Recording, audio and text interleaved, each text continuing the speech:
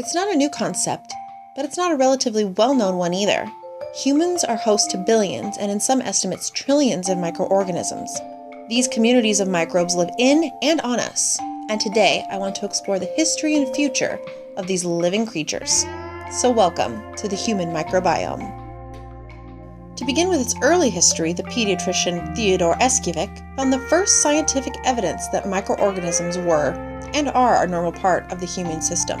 He discovered this in the mid-1880s when he observed a type of bacteria, later to be more commonly known as E. coli, in the intestinal flora of healthy children and children affected by diarrheal disease.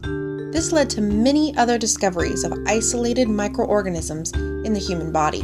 Though these discoveries had been theorized in many different ways, the concept of the human microbiome was developed mostly in the 21st century.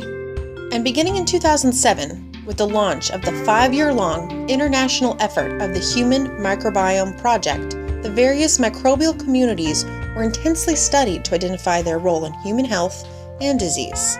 With this project, it had been discovered that there were 10 times as many microbial cells in the human body than there are even human cells, with there being one estimate of a total of 900 to 1,000 different types of microbial species. For example, a typical palm surface of the hand can harbor more than 150 different bacterial species. Out of these 150 different species, only 17% of the species were commonly found to be the same between a person's two palm surfaces.